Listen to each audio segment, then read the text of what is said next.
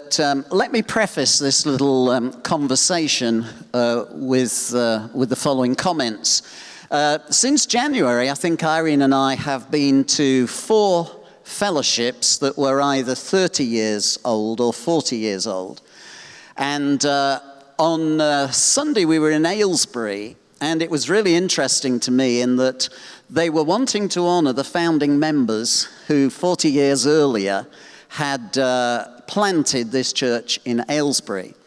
And so the man that did it was a police sergeant, and he came and they honored the founding pastors. But then he made the comment, when this church was founded, I was 2 years of age.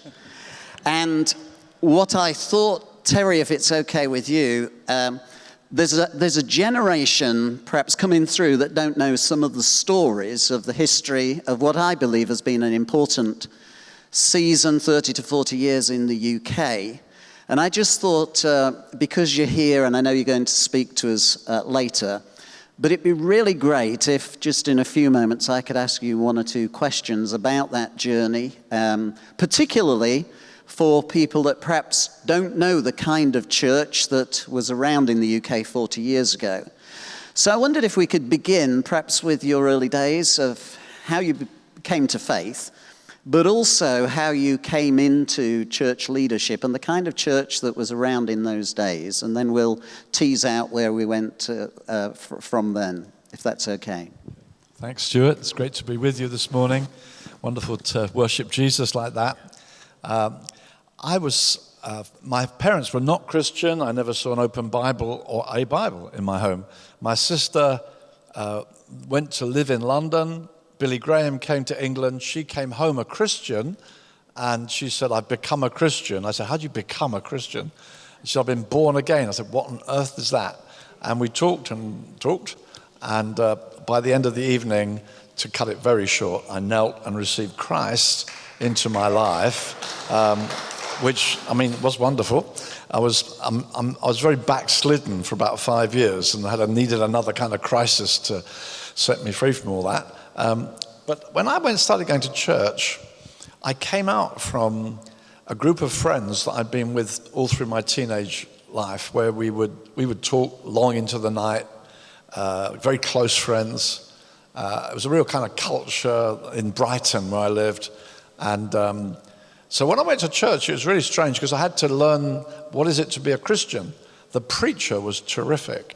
It was a big Baptist church, 800 members on a Sunday. It's a really good big church, great preacher. But it said on the wall, do not speak in the sanctuary. And so, you went outside, you shook the guy's hand as you left, and, you wait for next week, and then you can come again. There were no little house groups. There was no making disciples.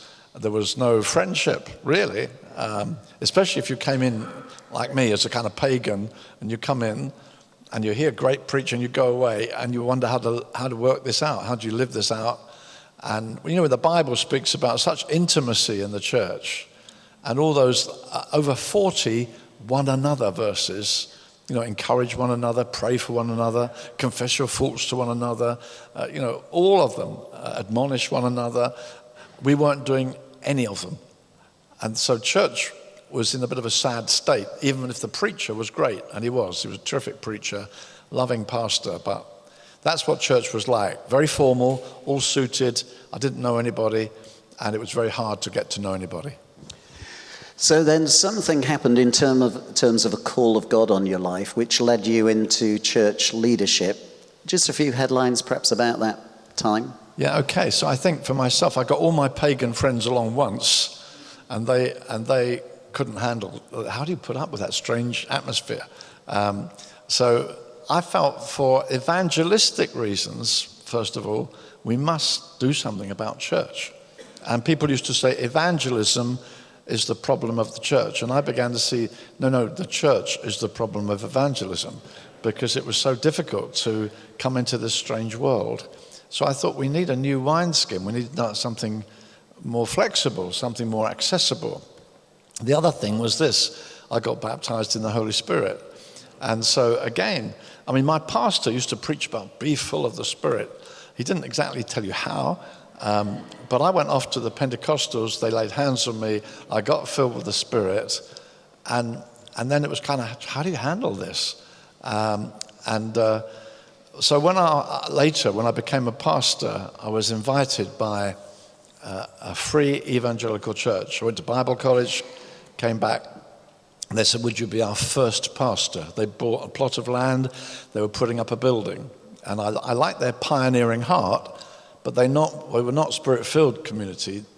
And I said, well, if I come, I would love to have freedom to lead us into the Holy Spirit, the gifts of the Spirit, the whole experience of the Spirit. If I can lead, that's what I'd like to lead us. And they said, yeah, we've heard you preach, we know you preach the Bible. If you lead us from the Bible, we'll follow you. Which was easier said than done. I moved in just before we got married. I met Wendy, my wife, at Bible college. I turned up at the church like 2 or 3 months before we got married. I lived with a couple, laid hands on them, they got filled with the Spirit. Then people began to get filled with the Spirit. We got married. We began to pray for different couples. People started to get filled with the Spirit. Then we went through, I would say, like 4 years of excitement and agony. People who didn't want, and I was in my 20s. The people who invited me are kind of in their 50s. And you come in as the boy, really. At least that's how it felt. I mean, Peter Wagner says you come in like the witch doctor. You do the baptizing, you do the religious stuff, but they're the city elders. They run the thing. And I thought it was very insightful. Anyway, the time came when these guys left, and a number of young men that I'd had the joy of laying hands on and discipling came through into leadership with me, and the church took off. And we really became a Spirit-filled community. And out from that, I began to be invited out initially into, first of all, one small home fellowship. Would I come and speak? I went, spoke, laid hands on some people. Would I come back every week? And I said, no, I can't. I'm pastoring a church. Well, if we met every week, would you come every other week? So I said, okay. And I took a group of guys with me. And so it was good, the drive up there and the drive back, and the meeting was good discipling. And that house fellowship grew and grew and grew and grew. And people started to be out on the hall, out on the stairs. And actually, they had a whip round and extended his house. He knocked the wall down, extended that room. So that was Nigel Ring's home. So that was the first church we ever started beyond my home base. And then a couple from there moved to another town about 20 miles away and said, would you come here? So I worked it out. I could do it alternate weeks. So I took a different group of guys to that. So I was going alternate weeks. And then another, until we were working something like 8 or 10, initially house churches, all within a kind of hour drive from where I lived, all around the county of Sussex. And gradually that was growing and growing. And then once a month, we would gather in Brighton, first of all at a hotel, then at the Royal Pavilion, then at the Town Hall, and the numbers grew and grew until we were gathering about 1,000 once a month on a Monday night. And that was how we got started with these young churches. Many of them started with 10, 15, 20 people, and praise God. I mean, nearly all of them now are in warehouses, and they're 500, 600, 700 people. They've all grown and got into warehouses now. Through that various phases of a schoolroom and a community hall and whatever. So that's how we got started. And again, it's great, isn't it? And then you came across other situations that were quite similar, all taking place across the nation around the same time. Could you tell us about one or two of the people in that era that you met that influenced your life, possibly? Yeah. I became aware, it's true, as Stuart says, at first, you're just following what God's showing you. It's like a domino thing. When I got baptized in the Spirit, it's like it knocked over the next domino, and you're just following. So what about church? So what about the gifts of the Spirit? So what about meetings? So who's in charge? And what about democracy? And all questions about you're learning as you go all the time. And then you suddenly wake up to the fact, hey, other people are doing this as well. And we began to learn about guys in London, guys up in the north, Bryn Jones and his guys, a guy called Tony Morton in Southampton, a guy called David Tomlinson, and we began to learn, hey, there are other groups all around the country doing somewhat similar. And I got to meet them, and there was a magazine called Restoration Magazine, which I was invited to write for.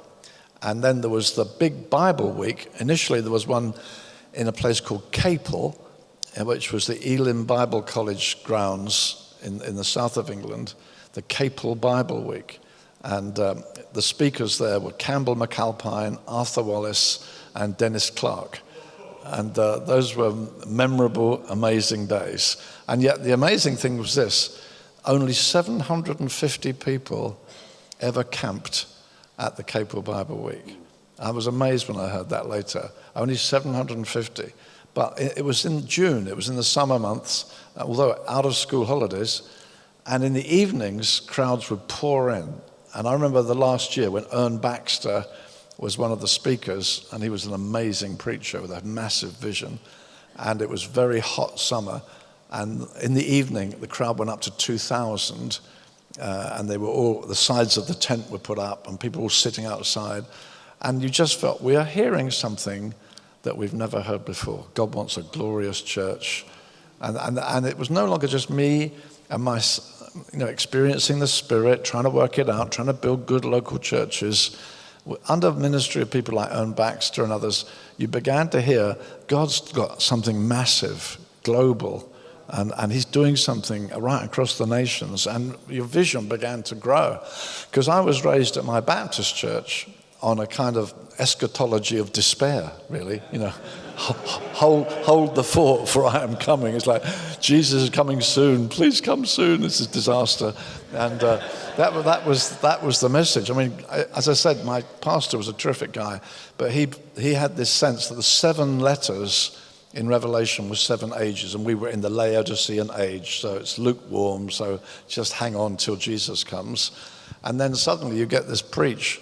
And I know that Arthur Wallace, who was hugely impressive, and he was helpful, influential. He came from a brethren stock who believed in a dispensational theology that things would get worse and worse. And then the Spirit began to get poured out, and he had to readjust his theology. And he went through a process. And you get verses like, in the last days, the mountain of the house of the Lord will rise above all the mountains, and all the nations will flow to it. And of the increase of his government, there'll be no end. I'd never heard people talk like that before. And it just began to stir and excite me. And so Capel Bible Week ran for 7 years, and it was focused, it was built on people who'd been baptized with the Spirit from all kinds of different denominations. Anglican, all sorts of people, Baptists, some of the house church guys. And the bigger the message became, the more tension there was among those who were organizing it, to be perfectly honest. And I think they had the maturity to say, I think we probably need to stop because there was real tension. People like Ern were painting this massive picture, and they were thinking, well, I don't know if I believe that. And so they stopped. And then Bryn Jones picked up the whole Bible Week phenomenon, started one in Dales, Harrogate, and it grew and grew and grew. It became very large. And he built it on his own team. He didn't have all these diverse voices. He had his own team. And he built it in the summer holidays, and it just began to grow. And we used to travel up from the south coast, pull our caravans and stuff. And then one day they said to us, because he said, would I like to speak? I had the privilege of speaking there. And then he said, why don't you do one in the south? So it kind of scared me at the time. I thought, well, yeah, well, okay. And we hired a circus tent, and we went to Plumpton Racecourse, and we did the Downs Bible Week. And the first 2 years, the whole crowd who ran the Dales came down and ran the Downs for us. And Bryn said to me, you must preach, you must take the lead. But I knew that, he'll look after it. And then after 2 years, I said, look, it's all yours. And then we ran the Downs for, I think, 10 or 11 years. And it grew from, we had 2,700 first year. It finished just under 10,000. after those 10 years. And it just grew year by year. And so we began to see more and more influence, mostly around the south of England. And then there was Stoneleigh, of course, wasn't there? And just a headline or two about New Frontiers and, you know, the church planting that then went on, touched other nations. That would be great. When we first started, it was just Terry was helping this church to start, helping this church to start, helping that church. And there was no sense of being together in anything. It was just incidental that I'd help them. And as it began to grow, sometimes I couldn't do every one. So I'd say to one of the guys I'd helped, look, can you help these guys? And so we kind of formed a bit of a team. But again, there was nothing formal or anything you could join. And then I was praying with the guys who were leading these churches. Gradually, these churches began to grow in numbers. And the guy whose home, usually it was the guy whose home they met in, he gave up his job and just became a pastor because these people were growing around him. And so they became full-time pastors. And we gathered to pray from time to time. And once when we were praying together, one of them saw a vision. And in the vision, he saw a herd of elephants. Not very flattering, a herd of elephants charging, and there was jungle terrain, and they just kept going straight into it. And he prophesied, and his opening words were, there are no well-worn paths before you, but together you can make a road where there is no road. You can accomplish more together than you would apart. Many will follow. And it changed us. You know, at the end, we said, wow, it's one of those words. You feel that's so. So we talked. We got to work together in a way that we had not thought of before, and we talked about what would that mean, what would be the values. We discussed that for quite a while, and we set out certain values, and then we said, right, what should we call ourselves then? And we came up with New Frontiers, which was to reflect that picture of charging through into new territory. So New Frontiers got started with about 20 churches, and they all had their own names already.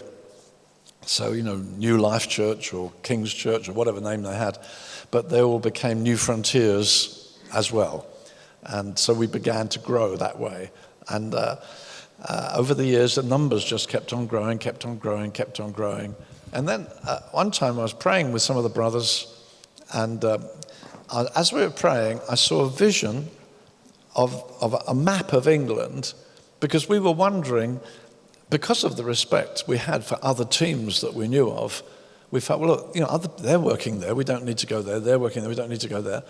And we had some contacts into Holland, and everybody at school learned French, so maybe we should be looking across the channel. We're right on the south coast. So we began to look at that. But as I'm seeing this vision, I see a bow and arrow superimposed over that southeast corner. Southeast corner is a bit like that shape, Kent and Sussex and round. And I saw this bow superimposed and an arrow pointing outwards being pulled back across the nation. And as it's being pulled back, it just occurred to me, if you pull it back only as far as London on the map, the arrow's not going to go very far. You need to pull the bow right back across the country. And that'll give it strength. And I felt God was saying to me, you've got to plant churches right across the UK in order to go on world mission, to get the to get the resource, to get the strength to go. And so we prayed about that. We moved from the Plumpton Downs Bible Week to Stoneleigh, near Coventry, right up into the heart of the country. At that time, there was a bit of a financial problem in the southeast, and people were moving. And I asked a guy called Colin Barron, who was in Swanley, a church in Kent, could you research that? Where are people moving to? And he asked around, where are people moving to? And he came back, he said, it seems like Manchester is where a number of them are going. And then he said, actually, while I've been doing the research, I feel God's spoken to me. I feel I should go with them. So he moved to Manchester and began to plant a church in Manchester. And David Devonish, who was in Bedford, felt God got him involved into Birmingham and that area. And people began to move north and start churches across the nation. So that, and out from that now, probably in an unprecedented way for us, we're sending people. And so loads of people now have gone on mission, sent by these churches. There's resources now in our ranks. So we've sent loads of people to continental Europe and beyond to plant churches.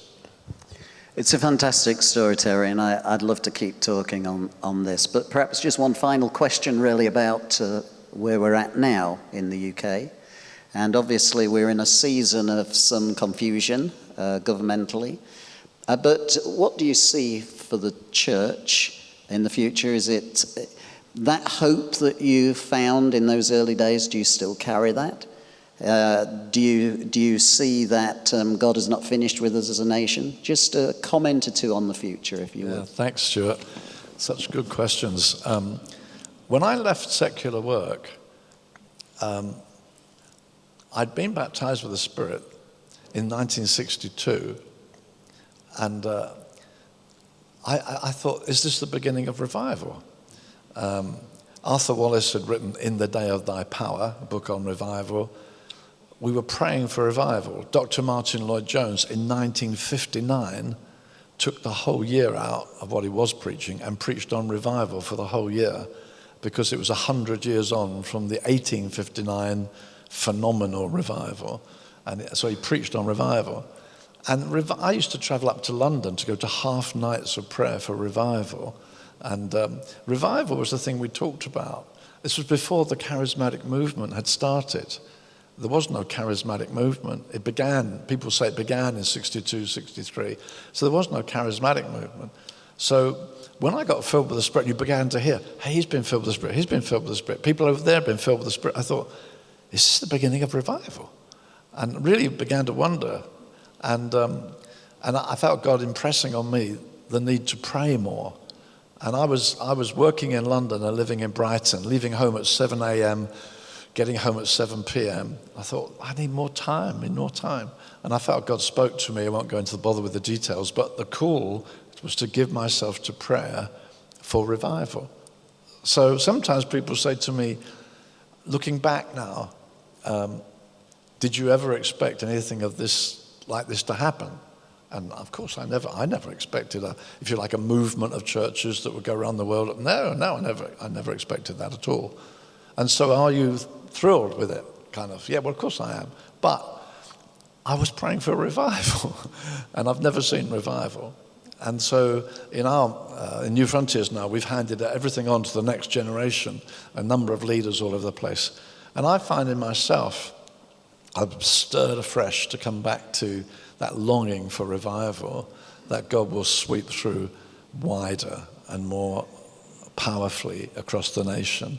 I'll just say there's one more thing that reflects from your question.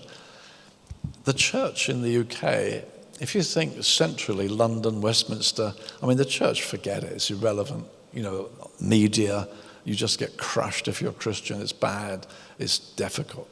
But I find this, when I'm talking to pastors around the country, what you hear is that locally, in town after town after town, people are taking note of the church. I mean, that's one of the reasons Stuart's been honored recently, because people in the location, they know what's happening. And you hear that, honestly, you hear it everywhere. But the church is doing it. The church is doing the work with the poor. The church are doing the feeding work. The church are doing all sorts of different things. Furniture shops. I mean, loads and loads of things. The church, I'm just moving church. I'm going back. I won't bother to get all the detail, but it was the very first church we planted. I'm going to go and join it now. And it's now meeting in a big warehouse. They opened the warehouse, I think, 18 months, 2 years ago. And Christopher Soames is the local MP. That's Winston Churchill's grandson. And they asked him to open the building. Like most of us, they're very clever. They opened the building several times over. And at one of them, they got Christopher Soames to speak. And I wasn't there, but the guy said the way he spoke about the church's impact in that neighborhood was phenomenal. And he said, I recently had somebody to see me at my MP's surgery, and I said to her, when I'd answered her question, is there anything else I can do for you? And he said, she replied to me, no, it's okay. King's Church looks after me. And he said, this church is looking after people, caring for people. He said publicly. He didn't speak generally. He spoke specifically about how people are being helped.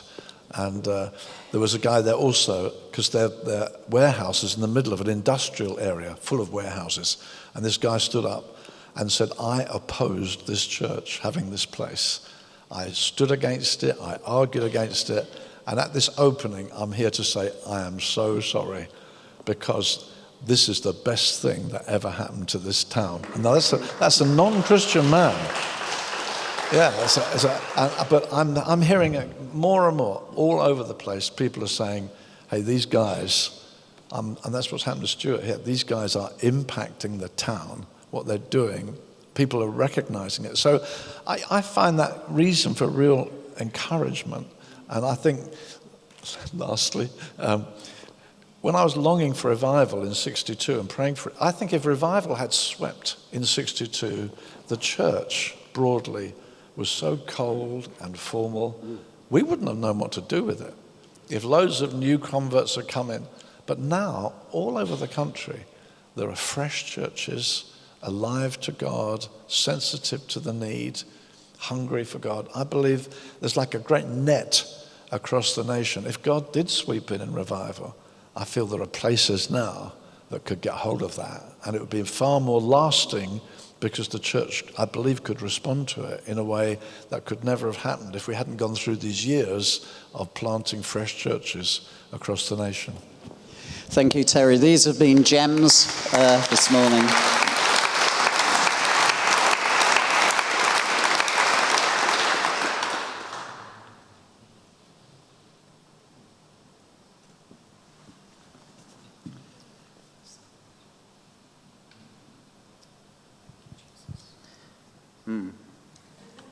But I had an ulterior motive inviting you as well. This happens to me too much. I just wanted us to honor you for all that you've done through the years. Thank you for including me in that.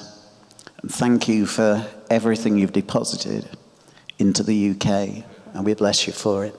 And we're very grateful. Thank you.